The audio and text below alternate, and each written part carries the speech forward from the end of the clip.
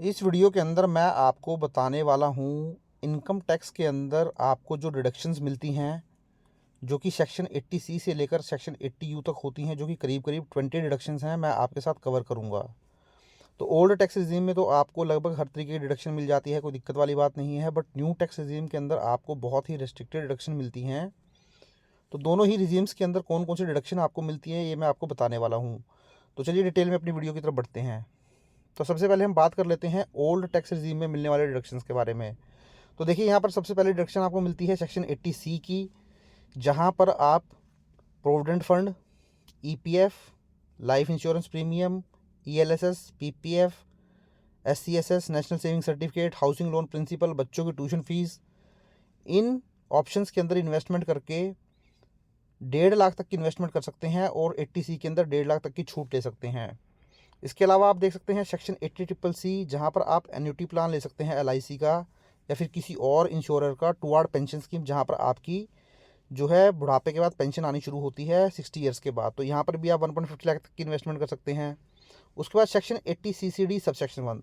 देखिए section 80CCD subsection 1 के अंदर एम्प्लॉई के द्वारा कंट्रीब्यूशन किया जाता है नेशनल पेंशन स्कीम में, जो कि सेंट्रल गवर्नमेंट की स्कीम है। अगर आप एक प्राइवेट लिमिटेड कंपनी के एम्प्लॉई हैं या फिर गवर्नमेंट एम्प्लॉई हैं, यहाँ पर आपका 10 या 14% का कंट्रीब्यूशन रहता है बेसिक सैलरी प्लस डीए का।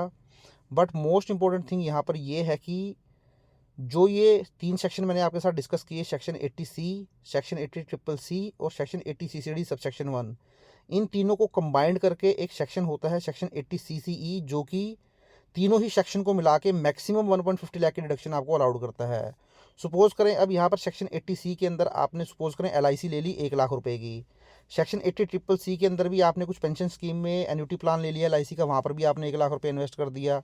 थर्ड, आपने सेक्शन 80CCD 1 के अंदर आप एक एम्प्लॉई हैं, आपने कंट्रीब्यूट कर दिया है नेशनल पेंशन स्कीम में, तो यहाँ पर भी आपने सपोज 50,000 की जो है आपकी यहाँ पर भी इन्वेस्टमेंट हो जाती है। तो इस तरीके से आपकी 2.50 लाख की इन्वेस्टमेंट हो जाती है तीनों सेक्शन के अंदर। बट सेक्शन 80CCE जो है रिस्ट्रिक्ट कर देगा, क्योंकि सेक्शन 80CCE कहता है कि 80C, 80CCC और 80CCD 1 तीनों ही सेक्शन को मिला के आप 1.5 लाख से ज़्यादा का बेनिफिट नहीं ले पाएंगे इनकम टैक्स के अंदर। तो ये चीज़ का आप जो है ध्यान रखें, क्योंकि इस चीज़ के बारे में जनरली आपको मालूम नहीं होता है। लोग 80C के अंदर भी इन्वेस्टमेंट कर लेते हैं और 80CCD 1 के अंदर भी इन्वेस्टमेंट कर लेते हैं, ये सोच के कि मेरी इन्वेस्टमेंट जो है 1.5 लाख से ज़्यादा भी होगी तो मुझे बेनिफिट मिल जाएगा। बट ध्यान रखें, आपको 1.50 लाख से बेनिफिट ज़्यादा नहीं मिल पाएगा। उसके बाद आप देख सकते हैं section 80CCD subsection 2। 80CCD subsection 2 के अंदर क्या होता है कि अगर आप एम्प्लॉयर हैं तो आपका एम्प्लॉयर कंट्रीब्यूट करता है नेशनल पेंशन सेविंग स्कीम में, जो कि सेंट्रल गवर्नमेंट की स्कीम है। यहाँ पर भी 14% of basic salary plus DA का जो है वो कंट्रीब्यूशन कर सकता है। तो यहाँ पर कोई लिमिट नहीं होती है, जितना कंट्रीब्यूशन वो करेगा उसकी डिडक्शन आपको मिल जाएगी।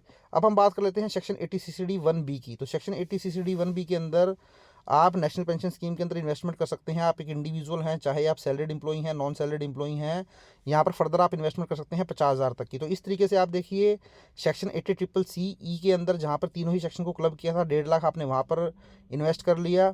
80CCD 1B के अंदर फर्दर आपने 50,000 इन्वेस्ट कर लिया, तो इस तरीके से 2 लाख रुपए की डिडक्शन आप क्लेम कर सकते हैं इन सेक्शन को मिला के।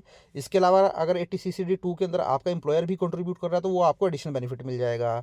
अब देखिए इन सारे ही सेक्शन जो मैं आपके साथ डिस्कस करने वाला हूँ, ये सारे ही सेक्शन के ऊपर मैंने ऑलरेडी इंडिविजुअल वीडियो बनाया है। जब आप मेरे चैनल पर विजिट करेंगे, यहाँ मेरी प्लेलिस्ट देखेंगे, तो प्लेलिस्ट में आने के बाद देखिए जब आप क्लिक करेंगे तो थोड़ा सा नीचे आएंगे तो यहाँ आपको एक प्लेलिस्ट मिल जाएगी जिसका नाम है income tax deductions 80C to 80U। तो यहाँ पर मैंने 80C से लेकर 80U जितनी भी डिडक्शंस हैं उनके ऊपर 15-15, 20-20 मिनट का, आधे-आधे घंटे का वीडियो ऑलरेडी अपलोड किया हुआ है, जहाँ मैंने डिटेल्ड में इनके बारे में बताया है। जहाँ पे आपको कोई भी सेक्शन अगर इंडिविजुअली देखना होगा तो आप देख सकते हैं। तो जब आप इसके ऊपर क्लिक करेंगे प्लेलिस्ट के ऊपर, तो देखिए सबसे ऊपर आपको नज़र आ जाएगा सेक्शन 80C से लेकर 80CCD 1B, 80CCD 1, जो मैंने अभी आपके साथ 5 सेक्शन डिस्कस किए हैं वो इसके अंदर पूरे आपके कवर हो जाएंगे। देखिए आप, ये 21 मिनट का करीब करीब वीडियो है। उसके बाद सेक्शन 80D के अंदर medical insurance, 80DD, 80U home loan interest, section 80EEB, उसके बाद सेक्शन 80G, उसके बाद आप देखेंगे section 80C education loan benefit, 80EE tax on insurance income.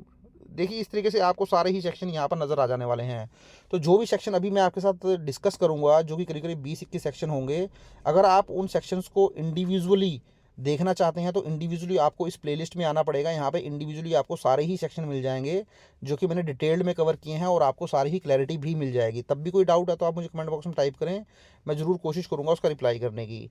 तो आगे देखिए, फर्दर बढ़ते हैं, अब आगे और कुछ सेक्शन देख लेते हैं। तो देखिए यहाँ पर सेक्शन 24 सबसेक्शन बी। तो देखिए, जब आप कोई घर परचेज़ करते हैं, वहाँ पर होम लोन लेते हैं, तो होम लोन की इंटरेस्ट की छूट आपको मिल जाती है सेक्शन 24 सबसेक्शन बी के अंदर 2 लाख रुपए तक की। तो 2 लाख रुपए की इंटरेस्ट की रिडक्शन आप यहाँ पर क्लेम कर सकते हैं। इसके बाद सेक्शन 80 CCH। तो देखिए, सेक्शन 80 CCH इंट्रोड्यूस किया गया था सेंट्रल गवर्नमेंट के द्वारा जून 14 2020 को। जनरली ये अग्निवीर जो है उनके लिए इंट्रोड्यूस किया गया था, जो कि 4 साल तक जो है एज ए अग्निवीर जो है जॉब करेंगे आर्मी के अंदर, मिलिट्री के अंदर। उसके बाद जो है उनको रिटायरमेंट दे दी जाएगी। तो यहाँ पर जो भी कंट्रीब्यूशन वो करेंगे अग्निवीर कॉर्पस फंड के अंदर, उसकी 100% की रिडक्शन उनको मिल जाएगी। उसके बाद देखिए, सेक्शन 80D के अंदर अगर आप कोई हेल्थ इंश्योरेंस प्रीमियम पे करते हैं तो उसकी इन्वेस्टमेंट मिल जाती है, या प्रिवेंटिव हेल्थ चेकअप लेते हैं। अब यहाँ पर देखिए, आपको जो रिडक्शन है 25,000 से लेकर 1 लाख रुपये तक मिल जाती है।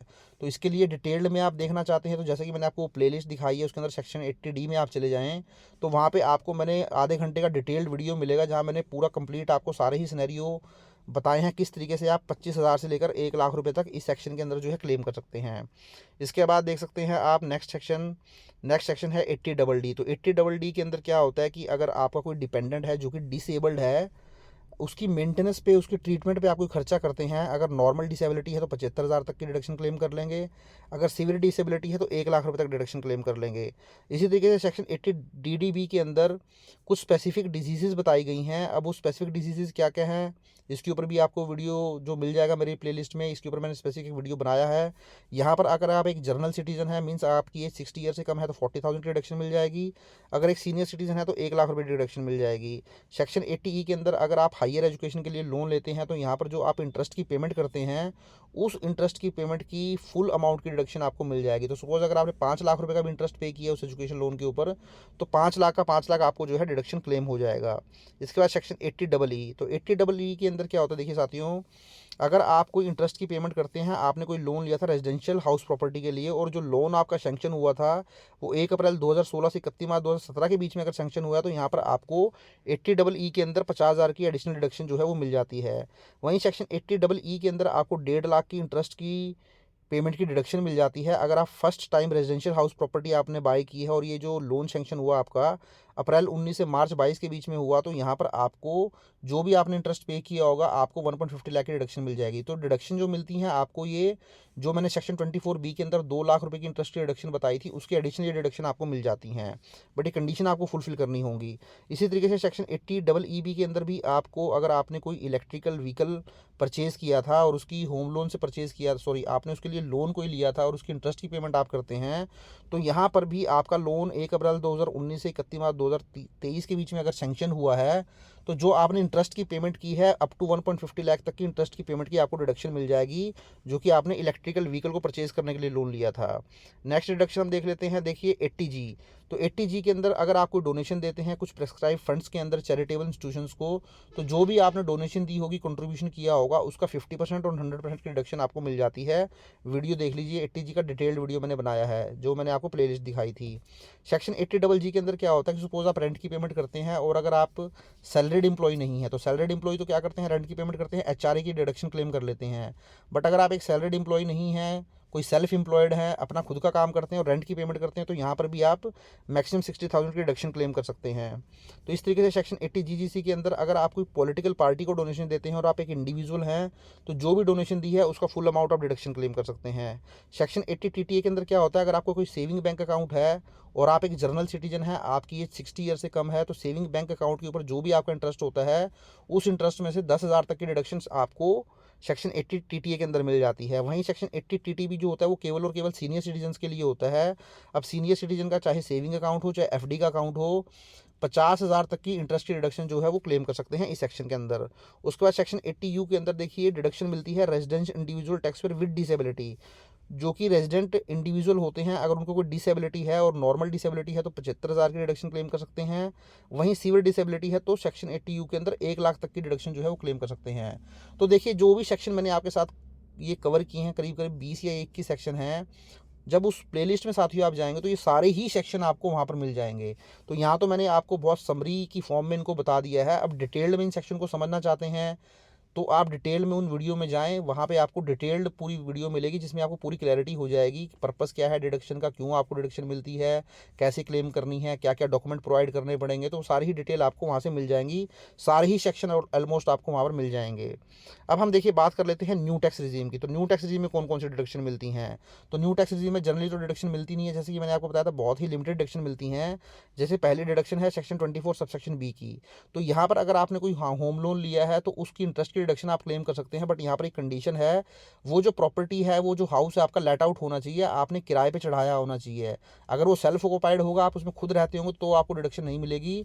अगर आपने वो रेंट पे दिया होगा, लेट आउट है, आपकी रेंटल इनकम आती है, तो उस केस में फिर जो भी आपकी इंटरेस्ट की डिडक्शन है, जितनी आपकी रेंटल इनकम है उस तक क्लेम कर सकते हैं। सपोज अगर आपकी रेंटल इनकम केवल 1.5 लाख रुपए पर पूरे साल की है, तो और आप इंटरेस्ट पे कर रहे हैं 2 लाख रुपए, तो आपको जो डिडक्शन मिलेगी कि केवल 1.5 लाख तक मिलेगी।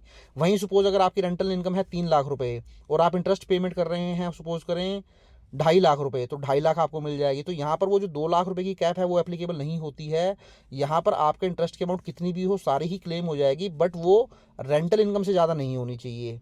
तो ये आपको ध्यान रखना है। और दूसरी बात, ये जो इनकम आपका लॉस होता है यहाँ पे, सपोज आपकी रेंटल इनकम थी 2 लाख रुपए और आपका जो इंटरेस्ट था वो था 2.50 लाख रुपए, तो जो 50,000 एक्स्ट्रा आपने पे किया उसका कोई भी बेनिफिट आपको नहीं मिलता एडजस्टमेंट का, ना ही वो सेटअप होता है, ना ही वो कैरी फॉरवर्ड होता है। इसी तरीके से सेक्शन 80CC2D2 के अंदर आप एम्प्लॉय एम्प्लॉयर रिलेशनशिप में है, आपका एम्प्लॉयर नेशनल पेंशन स्कीम के अंदर, सेंट्रल गवर्नमेंट की स्कीम है, उसके अंदर अगर कंट्रीब्यूशन करता है 14% ऑफ बेसिक प्लस डीए का, उसका बेनिफिट आपको न्यू टैक्स रिजीम में मिल जाता है। वहीं सेक्शन 80CCH के अंदर अग्निवीर कॉर्पस फंड के अंदर कंट्रीब्यूशन जो करते हैं हमारे मिलिट्री के अग्निवीर जो होते हैं, वो जो कंट्रीब्यूशन करते हैं उसका बेनिफिट भी न्यू टैक्स रिजीम में मिल जाता है। तो देखिए इस तरीके से इनकम टैक्स की रिडक्शन मैंने आपके साथ कवर की, जो कि ओल्ड टैक्स रिजीम में आपको मिलती हैं, न्यू टैक्स रिजीम में मिलती हैं। तो इस तरीके से अगर आपको भी वीडियो अच्छा लगा तो उसको लाइक करें, शेयर करें, और चैनल पर फर्स्ट टाइम विजिट किया तो चैनल को जरूर सब्सक्राइब कर लें। Thank you very much, have a nice day, take care.